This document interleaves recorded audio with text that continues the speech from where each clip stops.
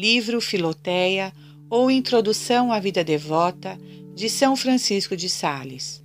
Nasceu em 21 de agosto de 1567, oriundo de nobre família no Castelo de Sales, na Saboia, hoje França.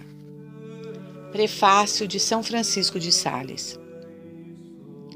Peço-te, caro leitor, que leias este prefácio tanto para a tua como para a minha satisfação.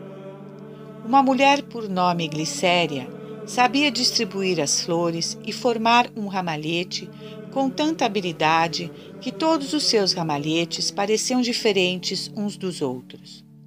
Conta-se que o célebre pintor Pausias, tendo procurado imitar com seu pincel tamanha variedade, não o pôde conseguir e declarou-se vencido.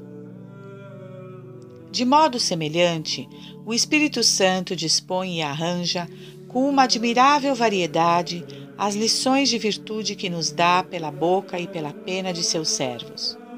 É sempre a mesma doutrina, apresentada de 1000 modos diferentes.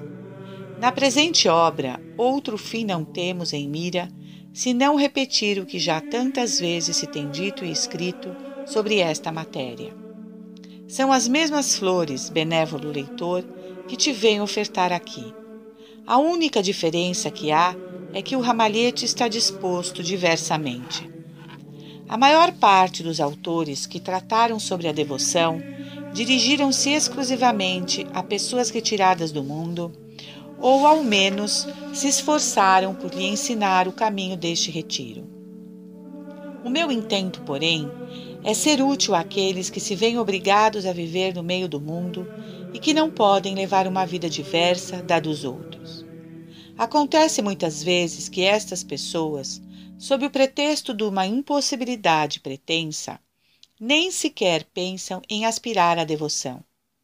Imaginam que, assim como animal algum ousa tocar naquela erva chamada Palma Christi, do mesmo modo, pessoa alguma que vive no meio de negócios temporais pode fomentar pretensões à palma da piedade cristã.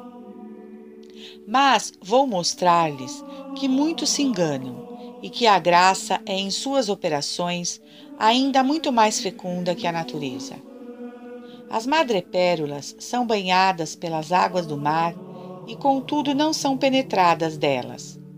Perto das ilhas de Celidônia existem fontes de água doce no meio do mar. As piranetas voam por entre as chamas sem se queimar. As almas generosas vivem no mundo sem impregnar-se de seu espírito. Acham a doce fonte da devoção no meio das águas amargas das corrupções mundanas, sem queimar as asas de santos desejos de uma vida virtuosa. Não ignoro as dificuldades do grande trabalho que empreendo e bem desejara que outros mais doutos e santos o tomassem a si. Todavia, apesar da minha impotência, farei o que possível for de minha parte para auxiliar esses corações generosos que aspiram à devoção. Não era meu desejo nem minha intenção publicar esta obra. Uma alma de esmerada virtude, tendo recebido de Deus, há tempo, a graça de aspirar à vida devota, pediu-me lhe ajudasse a conseguir este desígnio. Muito devia eu a esta pessoa, que aliás eu julgava plenamente disposta para este árduo trabalho. Considerei, pois, como um dever instruí-la, o melhor possível, deixando-lhe uma direção por escrito que lhe poderia ser útil no futuro. Aconteceu que esta obra caiu nas mãos de um santo e sábio religioso que, tendo em vista o proveito que muitas almas daí poderiam aurir, me aconselhou publicá-la. De bom grado anuía ao seu conselho, porque este santo homem tinha grande influência e autoridade sobre mim. A fim de aumentar um pouco a utilidade desta obra, eu a revi e pus em ordem, acrescentando diversos avisos e conselhos, conforme me permitia o pouco tempo de que disponho. Ninguém procure aqui uma obra exerada com esmero.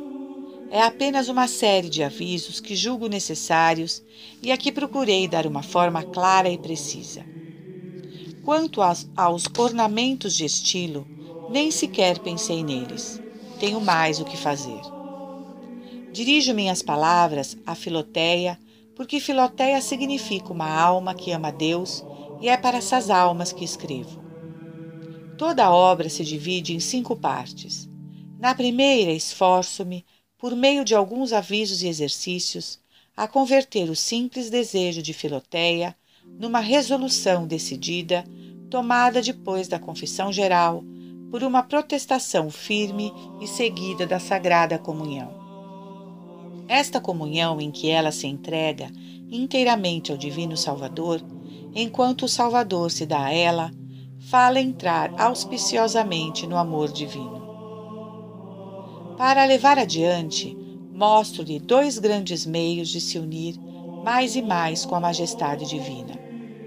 O uso dos sacramentos, pelos quais Deus vem a nós, e a oração, pela qual nós vamos a Deus. Nisto consiste a matéria da segunda parte. A terceira contém a prática de diversas virtudes que muito contribuem para o adiantamento espiritual. Limito-me, porém, a certos avisos particulares que não se podem achar de si mesmos ou raramente se encontram nos autores. Na quarta parte, faço ver a Filoteia os embustes do inimigo e lhe mostro como livrar-se deles e vencê-los. Por fim, na quinta parte, eu levo a alma à solidão, para que aí se refrigere um pouco, tome alento e recupere as forças, de modo que possa caminhar em seguida com mais ardor nas veredas da vida devota. Nosso século é extremamente bizarro e já estou vendo dizerem-me que uma obra semelhante devia ser escrita por um religioso ou ao menos por alguém que professe a vida devota e não por um bispo encarregado de uma diocese tão difícil como a minha, a qual requer para si toda a atenção do prelado. Mas, caríssimo leitor, posso responder, com São Dionísio, que são exatamente os bispos que, antes de todos, estão incumbidos de encaminhar as almas para a perfeição. Eles ocupam o primeiro lugar entre os homens, como serafins entre os anjos, e o seu tempo não pode ser empregado de uma forma melhor. Os antigos bispos e padres da Igreja, que não se ocuparam menos de suas funções do que nós, encarregaram-se, entretanto, da direção de certas almas que recorriam aos seus avisos e à sua prudência.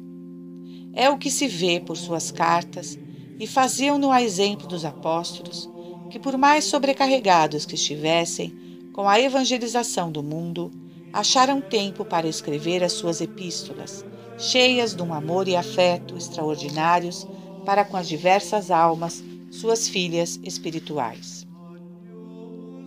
Quem não sabe que Timóteo, Tito, Filemon, Onésimo, Santa Tecla, Ápia eram filhos espirituais muito caros ao grande São Paulo, como São Marcos e Santa Petronília o eram a São Pedro?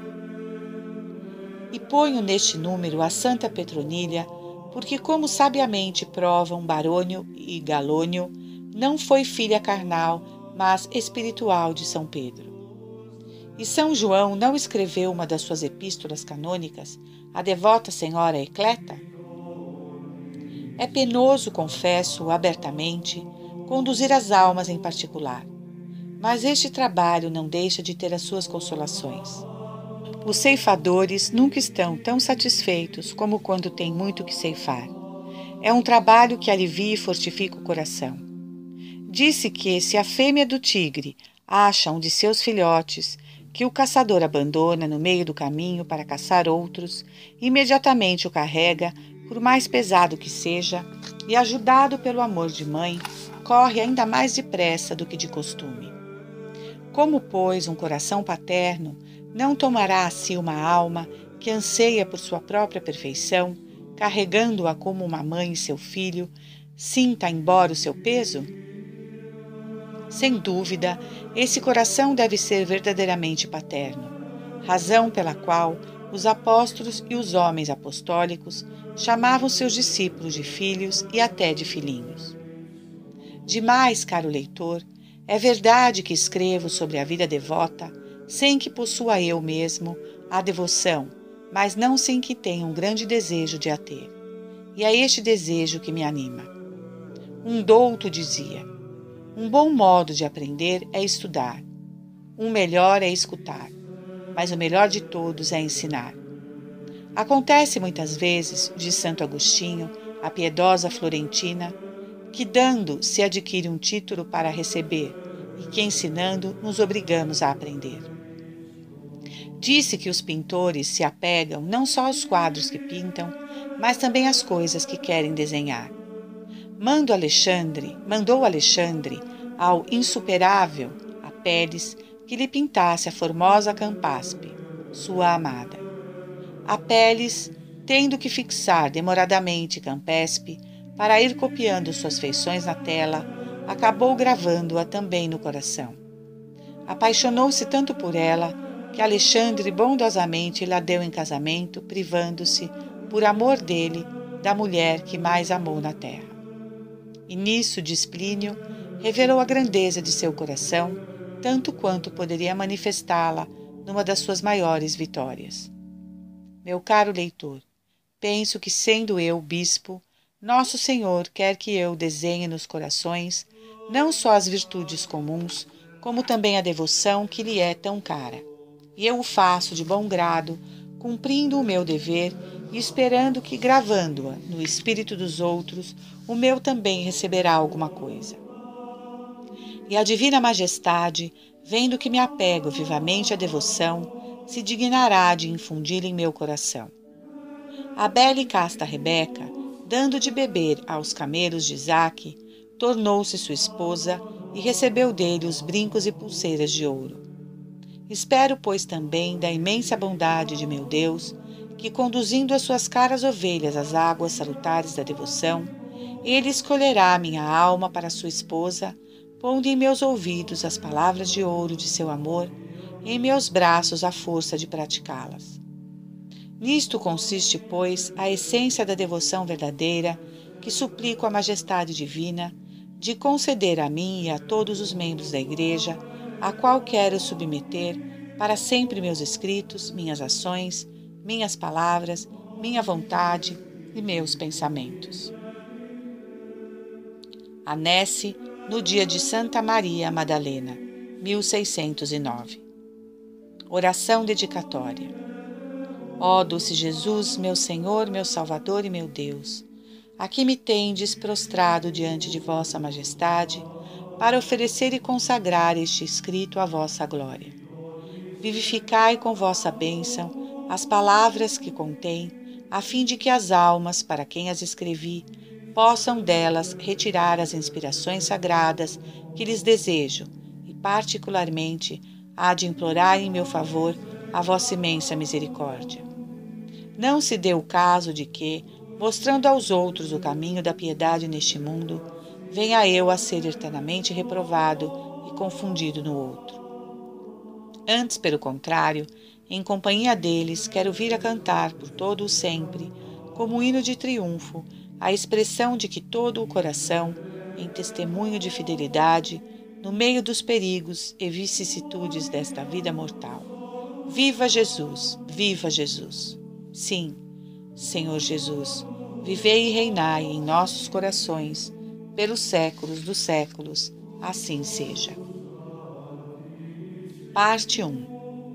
Avisos e exercícios necessários para conduzir uma alma que começa a sentir os primeiros desejos da vida devota até possuir uma vontade resoluta e sincera de abraçá-la.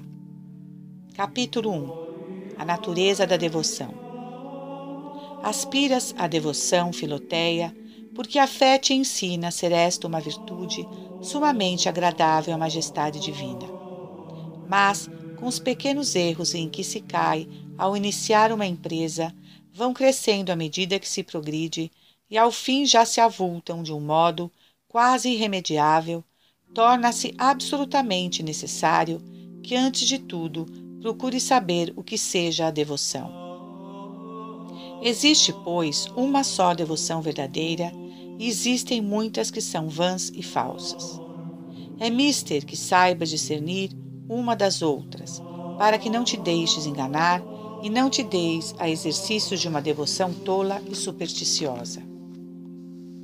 Um pintor por nome Aurélio, ao debuxar seus pincéis, costumava desenhar neles aquelas mulheres a quem consagrava estima e apreço. É este um emblema de como cada um se afigura e traça a devoção, empregando as cores que lhe sugerem as suas paixões e inclinações. Quem é dado ao jejum tem-se na conta de um homem devoto, quando é assíduo em jejuar, embora fomente em seu coração um ódio oculto. E ao passo que não ousa umedecer a língua com umas gotas de vinho, ou mesmo com um pouco de água, receoso de não observar a virtude da temperança, não se faz escrúpulos de sorver em largos haustos tudo o que lhe insinuam a murmuração e a calúnia, insaciável do sangue do próximo. Uma mulher que recita diariamente um acervo de orações se considerará devota por causa desses exercícios, ainda que fora deles, tanto em casa como alhures, desmande a língua em palavras coléricas, arrogantes e injuriosas. Este alarga os cordões da bolsa pela sua consideração com os pobres, mas cerra o coração ao amor do próximo, a quem não quer perdoar. Aquele perdoa ao inimigo, mas satisfazer as dívidas é o que não faz sem ser obrigado à força. Todas essas pessoas têm-se por muito devotas e são talvez tidas no mundo como tais, conquanto realmente de modo algum o sejam. Indo os soldados de Saul à casa de Davi para prendê-lo, entreteve-os em conversa Micol, sua esposa, para ocultar-lhes a sua fuga. Mandou meter num leito uma estátua coberta com as roupas de Davi e com a cabeça envolta em pelos. Feito isso, disse aos soldados que o esposo estava enfermo e que presentemente estava dormindo. É esse o erro de muitos que aparentam um exterior muito devoto e são tidos por homens realmente espirituais, mas que na verdade não passam de uns fantasmas de devoção. A verdadeira devoção, Filoteia, pressupõe o amor de Deus, ou melhor, ela mesma é o mais perfeito amor a Deus. Esse amor chama-se graça, porque adereça a nossa alma e a torna bela aos olhos de Deus. Se nos dá força e vigor para praticar o bem, assume o nome de caridade. E se nos faz praticar o bem frequente, pronta e cuidadosamente, chama-se devoção e atinge então ao maior grau de perfeição. Vou esclarecê-lo com uma explicação tão simples quanto natural. Os avestruzes têm asas, mas nunca se elevam acima da terra. As galinhas voam, mas têm um voo pesado e o levantam raras vezes e a pouca altura. O voo das águias, das pombas, das andorinhas é veloz e alto, e quase contínuo. De modo semelhante, os pecadores são homens terrenos e vão se arrastando de contínuo à flor da terra. Os justos, que são ainda imperfeitos, elevam-se para o céu pelas obras, mas fazem-no lenta e raramente, com uma espécie de peso no coração. São só as almas possuidoras de uma devoção sólida que, à semelhança das águias e das pombas, se exalçam a Deus por um voo livre, sublime e, por assim dizer, incansável. Numa palavra, a devoção não é nada mais do que uma agilidade e viveza espiritual, da qual ou a caridade opera em nós, ou nós mesmos, levados pela caridade, operamos todo o bem de que somos capazes. A caridade nos faz observar todos os mandamentos de Deus sem exceção, e a devoção faz com que os observemos com toda a diligência e fervor possíveis. Todo aquele, portanto, que não cumpre os mandamentos de Deus não é justo, e muito menos devoto. Para se ser justo, é necessário que se tenha caridade, e para se ser devoto, é necessário ainda por cima que se pratique com o fervor vivo e pronto todo o bem que se pode. E como a devoção consiste essencialmente no amor acendrado, ela nos impele e incita, não somente a observar os mandamentos da lei de Deus, pronta, ativa e diligentemente, mas também a praticar as boas obras, que são apenas conselhos ou inspirações particulares. Um homem ainda convalescente de uma enfermidade anda com um peso lento e só por necessidade. Assim, um pecador recém-convertido vai caminhando na senda da salvação, devagar e arfando, só mesmo pela necessidade de obedecer aos mandamentos de Deus, até que se manifeste nele o espírito da piedade. Então, sim, como um homem sadio e robusto, caminha não só com alegria, como também envereda corajosamente pelos caminhos que parecem intransitáveis aos outros homens, para onde quer que a voz de Deus o chame, já pelos conselhos evangélicos, já pelas inspirações da graça. Por fim, a caridade e a devoção não diferem mais entre si do que o fogo da chama. A caridade é o fogo espiritual da alma, o qual, quando se levanta em labaredas, tem o nome de devoção, de sorte que a devoção nada acrescenta, por assim dizer, ao fogo da caridade além dessa chama, pela qual a caridade se mostra pronta, ativa e diligente na observância dos mandamentos de Deus e na prática dos conselhos e inspirações celestes. Capítulo 2. Propriedades e excelência da devoção. Aqueles que desanimavam os israelitas da empresa de conquistar a terra prometida, diziam-lhes que esta terra consumia os habitantes, isto é, que os ares eram tão insalubres que aí não se podia viver e que os naturais da terra eram homens bárbaros e monstruosos, a ponto de comer os seus semelhantes como gafanhotos. Deste modo, Filoteia, o mundo anda a difamar diariamente a santa devoção, espalhando por toda parte que ela torna os espíritos melancólicos e os caracteres insuportáveis, e que, para persuadir-vos, é bastante complementar o semblante enfadonho, triste e pesaroso das pessoas devotas. Mas como Josué e Calebe, que tinham ido explorar a terra prometida, asseguravam que eram, muito ao contrário, paragens deliciosas e encantadoras por sua fertilidade e beleza, assim também todos os santos, animados do Espírito Santo e da palavra de Jesus Cristo, asseveram que a vida devota é suave, aprazível e ditosa. Vê o mundo que as pessoas devotas jejuam, rezam, sofrem com paciência as injúrias que lhe fazem, cuidam dos enfermos, dão esmolas, guardam longas vigílias, reprimem os ímpetos da cólera, detêm a violência de suas paixões, renunciam aos prazeres sensuais e fazem tantas outras coisas que são de si custosas e contrárias à natureza, mas o mundo não vê a devoção interior que torna tudo agradável, doce e fácil. Presta atenção às abelhas no lomilho. O sumo que aí encontram é muito amargo, mas ao chuparem-no, as abelhas o convertem em mel. Confessamos a puridade, almas mundanas, que no começo muitas amarguras encontram as pessoas devotas nos exercícios de mortificação e penitência, mas com o tempo e a prática, essas amarguras se vão mudando em suavidades e delícias.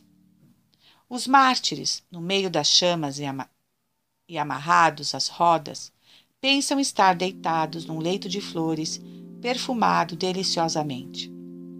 Ora, se a devoção pôde suavizar por sua doçura os maiores tormentos e a mesma morte, que não fará ela na prática das virtudes, por mais dificultosas e ásperas que sejam? Não se poderá dizer que a devoção é para esses atos de virtude o que o açúcar é para as frutas, que ainda estão verdes, suavizando-lhes o sabor, e já estão maduras, tirando-lhes o resto que ainda possa sobrar de amargo? Na verdade, a devoção sazona todas as coisas com uma afabilidade extrema.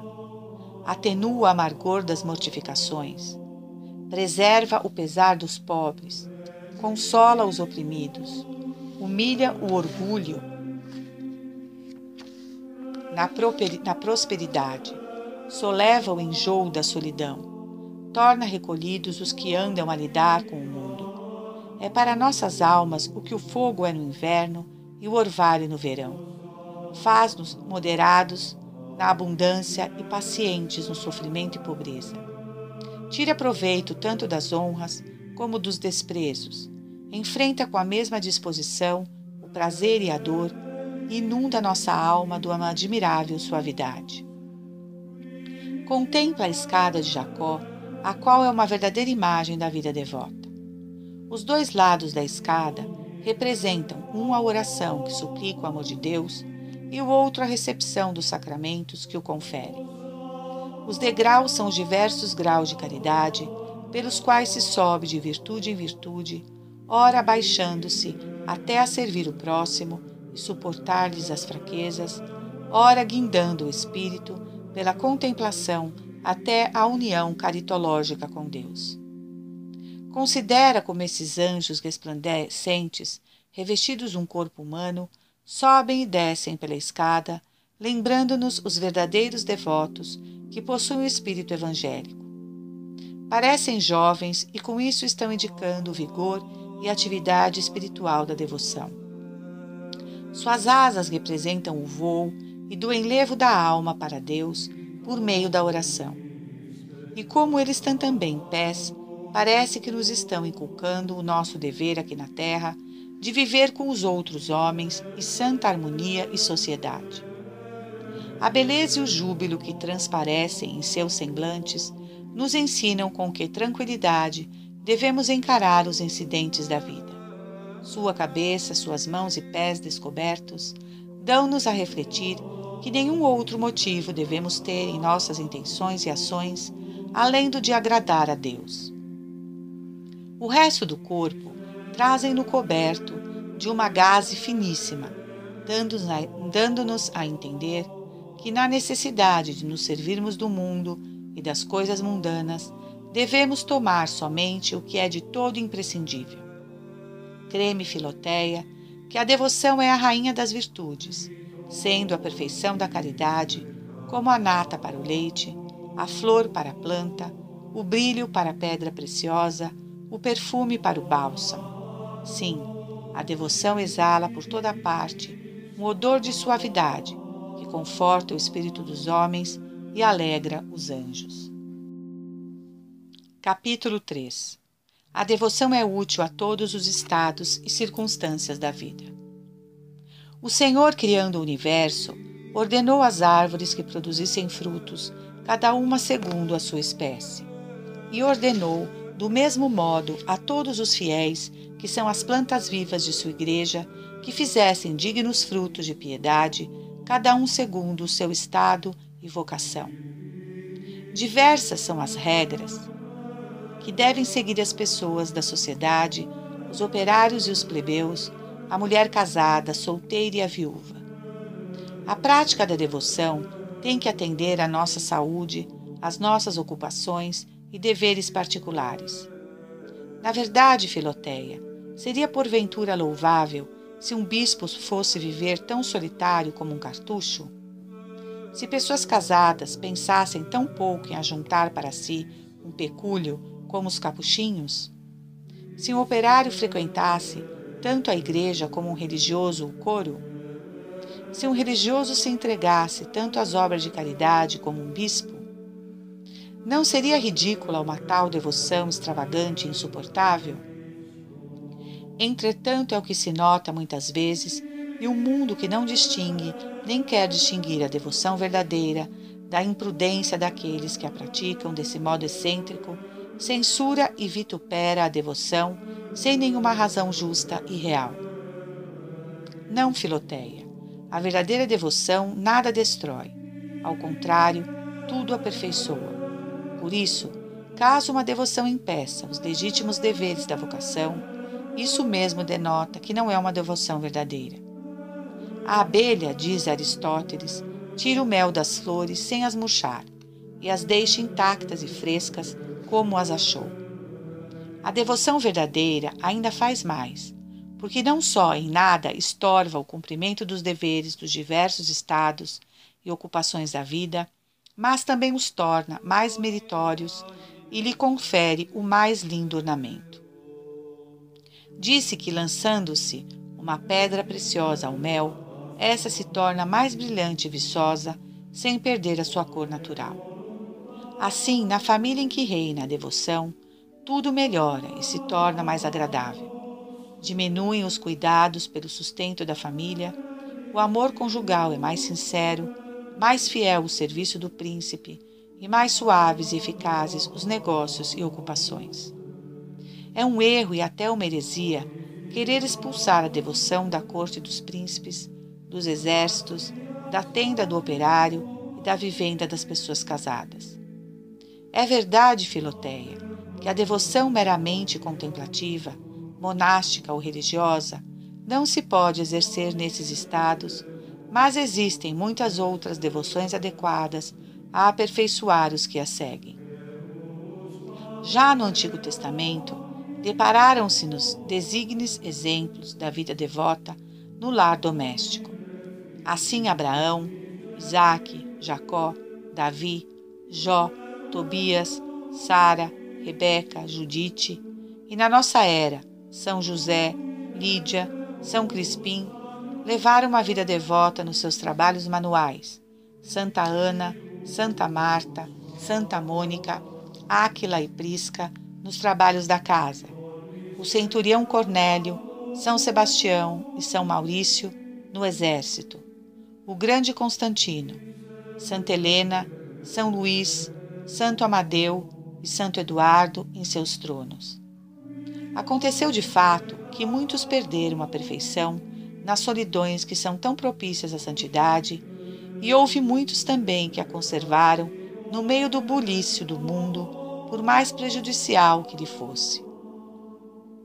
Ló, diz São Gregório, não guardou na solidão aquela castidade admirável que tinha conservado no meio de uma cidade corrompida. Enfim, onde quer que estivermos, podemos e devemos aspirar continuamente à perfeição. Capítulo 4. Necessidade de um diretor espiritual para entrar e progredir nos caminhos da devoção. Querendo Tobias mandar o filho a uma terra longínqua e estranha, disse-lhe: vá em busca de algum homem que te seja fiel, que vá contigo. É o que te digo também a ti, Filoteia.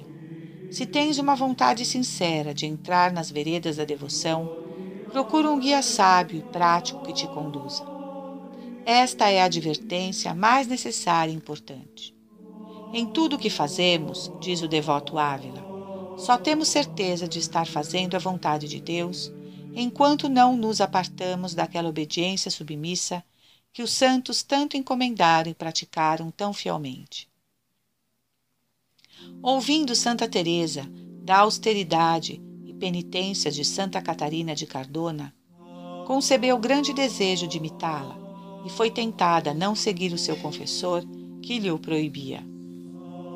Entretanto, como se submetesse, Nosso Senhor lhe disse: minha filha, o caminho que segues é bom e seguro.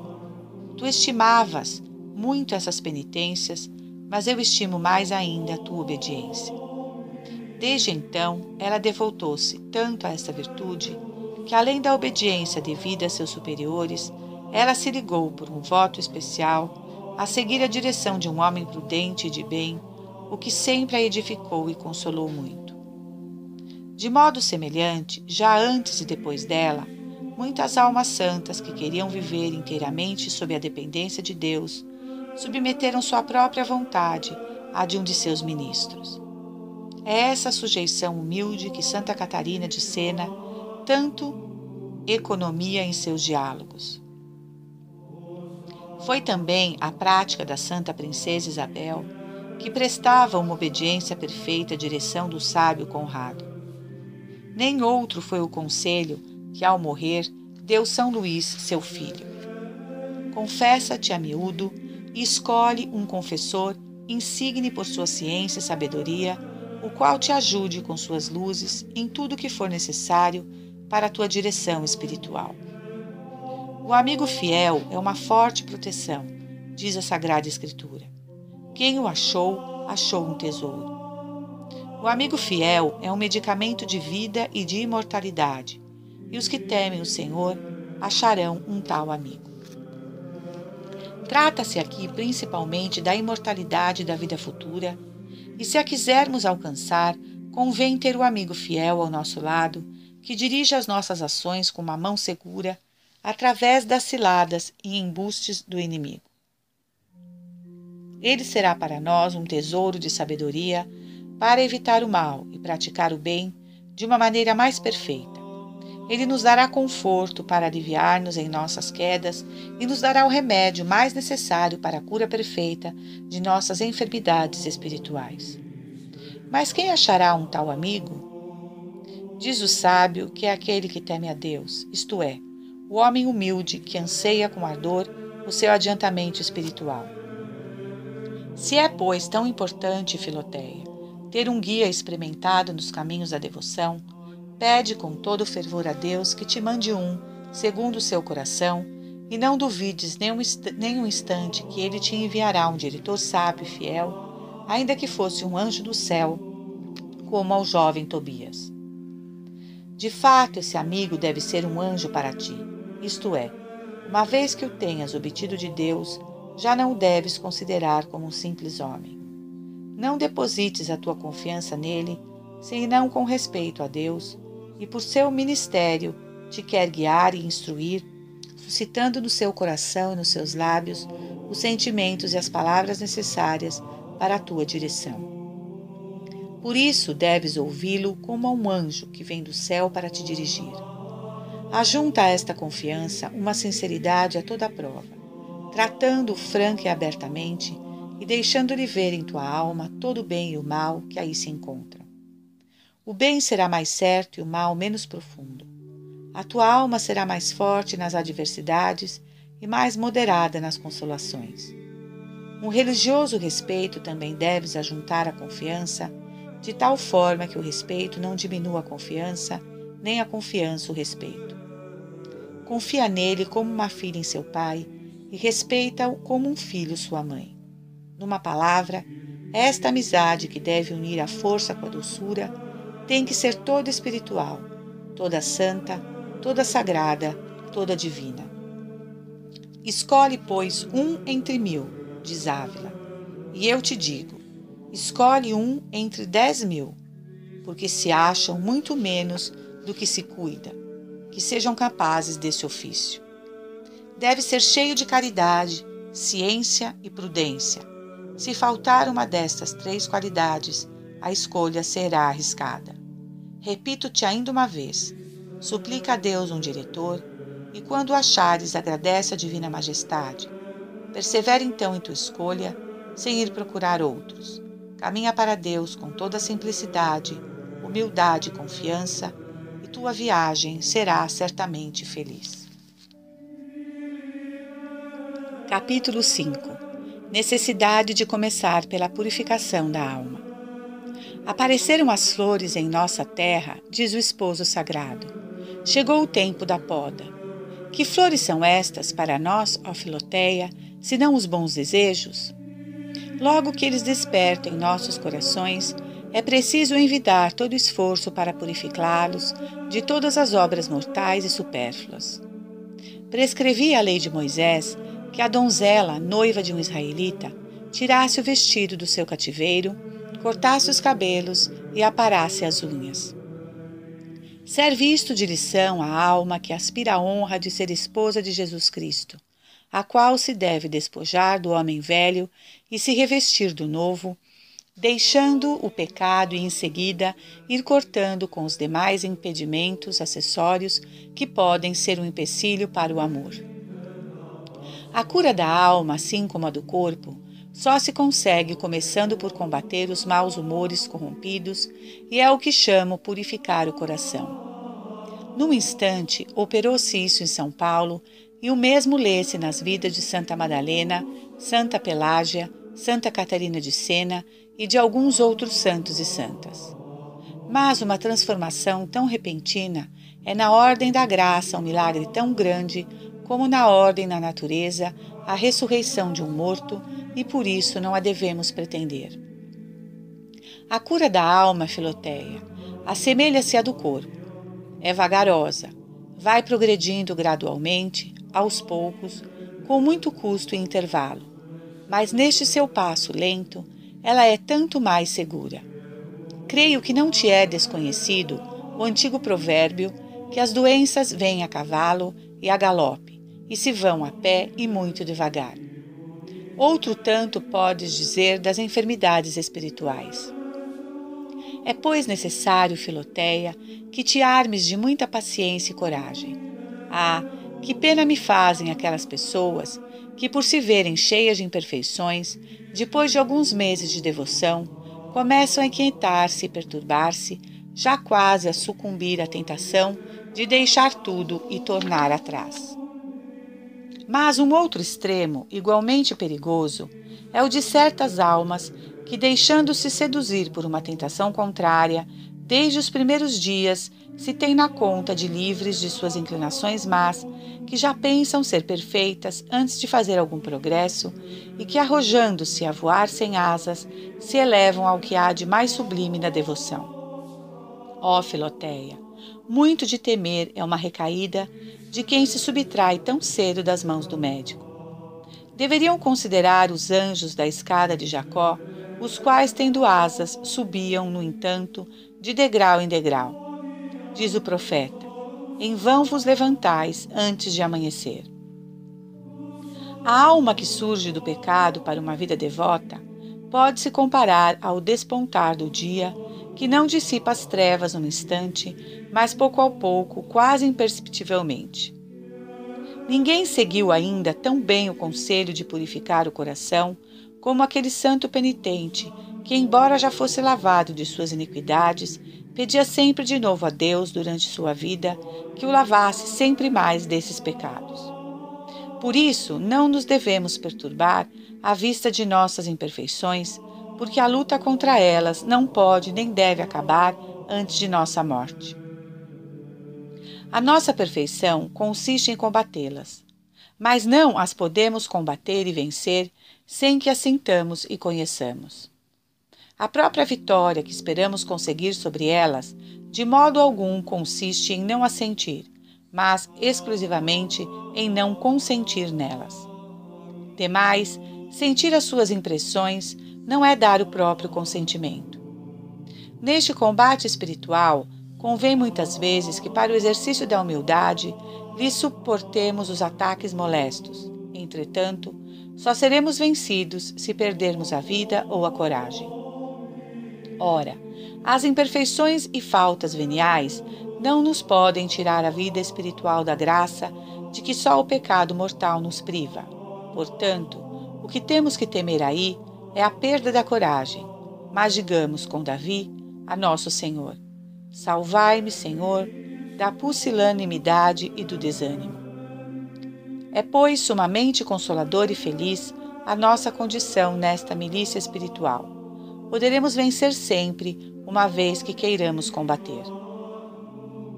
Capítulo 6. Antes de tudo, é necessário que a alma se purifique dos pecados mortais. Libertar-se do pecado deve ser o primeiro cuidado de quem quer purificar o coração, e o meio de fazê-lo se depara no sacramento da penitência. Procura o confessor mais digno que possas achar. Toma um desses livrinhos próprios para ajudar a consciência no exame que se deve efetuar sobre a vida passada, como os de Granada, Bruno, Arias, Auger. Lê-os com atenção, notando ponto por ponto tudo em que ofendestes a Deus desde o uso da razão. E se não confias em tua memória, assenta por escrito o que notaste. Depois do exame, detesta o que notaste. Depois do exame, abomina os pecados cometidos pela contrição, mais viva e perfeita que podeis suscitar em ti, em considerando estes motivos valiosíssimos: que pelo pecado perdeste a graça de Deus, abandonaste os teus direitos sobre o céu, mereceste as penas eternas do inferno e renunciaste a todo o amor de Deus. Já vês, Filoteia, que te estou falando da confissão geral de toda a vida, mas digo francamente, ao mesmo tempo, que não a julgo sempre de uma necessidade absoluta. Contudo, considerando a sua utilidade e proveito para o começo, aconselho-te encarecidamente. Acontece não raras vezes que as confissões ordinárias de pessoas que levam uma vida negligente e comum, não defeituosas e mal feitas, não se prepararam nada ou quase nada, não têm a contrição devida. Confessam-se com uma vontade secreta de continuar a pecar, ou porque não querem evitar as ocasiões do pecado, ou porque não querem envidar todos os meios necessários para a emendação da vida. E nesses casos, uma confissão geral torna-se necessária para assegurar a salvação. Além disso, a confissão geral nos dá um conhecimento mais perfeito de nós mesmos, nos enche de uma salutar confusão em vista de nossos pecados, livra o espírito de muitas inquietações, tranquiliza a consciência e excita-nos a bons propósitos. Faz-nos admirar a misericórdia de Deus, que nos tem esperado com tanta paciência e longanimidade. Abre o fundo de nossa alma aos olhos do nosso Pai espiritual, de sorte que esses nos possa dar avisos mais salutares.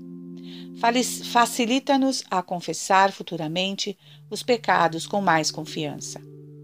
Tratando-se, pois, Filoteia, de uma renovação completa de tua vida e de uma conversão perfeita de tua alma a Deus, não é sem razão, ao meu ver, que te aconselho fazeres uma confissão geral. Capítulo 7. Em seguida, é necessário purificar a alma de toda a afeição do pecado. Todos os israelitas saíram do Egito, mas muitos deixaram lá o seu coração preso. Por isso é que no deserto se lhes despertaram desejos das cebolas e viandas do Egito. Assim também há muitos penitentes que efetivamente saem do pecado, porém não lhe perdem o afeto. Quero dizer, eles se propõem não recair no pecado, mas com uma certa relutância e pesar de abster-se de seus deleites. O coração os denuncia e afasta de si, mas sempre tende novamente para eles, à semelhança da mulher de Ló, que virou a cabeça para Sodoma. Privam-se do pecado como os doentes dos melões. É verdade que não os comem com medo da morte, de que o médico os ameaçara, mas aborrecem-se da dieta, falam dela com aversão e não sabem o que fazer. Ao menos querem cheirá-los muitas vezes e têm por ditosos os que os podem comer. Eis aí um retrato fiel dos penitentes fracos e tíbios. Passo algum tempo sem pecado, mas com pesar. Muito estimariam poder pecar se não fossem condenados por isso. Falam do pecado com certo gosto que o vão prazer lhes proporciona e pensam sempre que os outros se satisfazem e deleitam cometendo. Renuncia alguém na confissão ao propósito de vingar-se, mas daí a pouco velozaz numa roda de amigos, conversando de bom grado sobre o motivo de suas queixas. Diz que sem o temor de Deus faria isso ou aquilo. Que a lei divina, quanto a esse ponto de perdoar os inimigos, é muito difícil de observar. Que prouvesse a Deus que fosse permitida a vingança. Ah, quão enredado está o coração deste mísero homem pela afeição ainda que livre do pecado, e quanto se assemelha aos israelitas de que falei acima. É isso exatamente o que devemos dizer também daquelas pessoas que, detestando seus amores pecaminosos, conservam ainda um resto de prazer em familiaridades vãs e em demonstrações demasiado vivas de acatamento e amizade. Ah, que perigo imenso está correndo a salvação destes penitentes. Portanto, Filoteia, uma vez que aspiras sinceramente à devoção, não só deves deixar o pecado, mas é também necessário que teu coração se purifique de todos os afetos que lhe foram as causas e são presentemente as consequências. Pois além de constituírem um contínuo perigo de recaídas, enfraqueceriam a tua alma e te abateriam o espírito. Duas coisas que, como deixei dito, são irreconciliáveis com a vida devota. Essas almas que, tendo deixado o pecado, são tão tíbias e vagarosas no serviço de Deus, assemelham-se a pessoas que têm uma cor pálida. Não é que estão verdadeiramente doentes, mas bem se pode dizer que seu aspecto, seus gestos e todas as suas ações estão doentes. Comem sem apetite, riem sem alegria, dormem sem repouso e mais se arrastam do que andam. Deste modo, aquelas almas em seus exercícios espirituais, que nem são numerosos nem de grande mérito, praticam o bem com tanto dissabor e constrangimento que perdem o brilho e a graça que o fervor dá às obras de piedade. Capítulo 8. Como alcançar este grau de pureza? Para isso é necessário formar uma ideia viva e a mais perfeita possível do mal imenso que traz o pecado, a fim de que o coração se compunja e desperte em si uma contrição veemente e profunda. Uma contrição, por mais tênue que seja, mais verdadeira, é bastante para alijar da alma o pecado, máxime se for unida à virtude dos sacramentos. Mas, se é penetrante e veemente, então pode purificar o coração também de todas as más inclinações que provêm do pecado. Considere os seguintes exemplos. Se odiamos alguém pouco profundamente, aborrecemo-nos simplesmente de sua presença e o evitamos. Mas se o nosso ódio é violento e de morte, não nos limitamos a esta repugnância interior e a esta fugida. O rancor que lhe guardamos estende-se também às pessoas de sua casa, a seus parentes e amigos, cuja convivência nos é insuportável.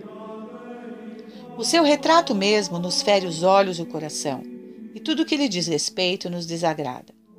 Assim, o penitente que odeia de leve os seus pecados e tem uma contrição fraca, se bem que verdadeira, fácil e sinceramente se determina e propõe a não os cometer de novo. Mas se seu ódio é vivo e profunda a sua dor, não só detesta o pecado, mas abomina também os hábitos maus e tudo aquilo que pode atrair e servir-lhe de ocasião de pecar. É, pois, necessário, Filoteia, que dês à dor de seus pecados a maior intensidade e extensão de que fores capaz, para que abranjas até as mínimas circunstâncias do pecado. Foi assim que Madalena, desde o primeiro instante de sua conversão, perdeu todo o gosto aos prazeres, a ponto de não os conservar sequer no pensamento. E Davi protestava que odiava o pecado e os caminhos e veredas do pecado. É nisso que consiste a renovação da alma, que o mesmo profeta comparava ao remontar da águia. Mas, para persuadir-te vivamente da ruindade do pecado e conceber-lhes uma dor verdadeira, cumpre aplicar-te a fazer bem as meditações seguintes, cujo exercício destruirá, com a graça de Deus, em teu coração, todo o pecado até as raízes. Com este intento, eu as escrevi para ti, segundo o método que me pareceu melhor, fazendo-as uma por uma, conforme a ordem que segue. Toma apenas uma em cada dia, e se for possível, eu te aconselho que sejas de manhã, porque este é o tempo mais próprio para esses exercícios de espírito. Depois pensa durante o dia, contigo mesmo, sobre aquilo de que ainda te lembras, e se ainda não tens prática em meditar, lê para te tornar mais fácil a segunda parte deste livro. Gloria in excelsis Deo, et in terra pax omnibus, bone voluntatis, clamamus te, benedicimus te,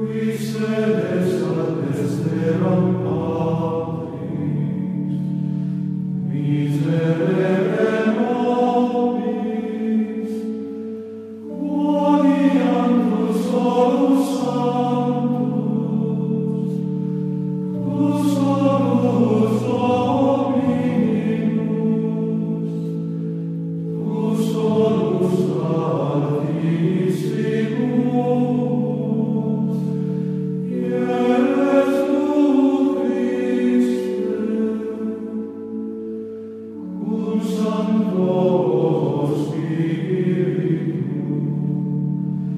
in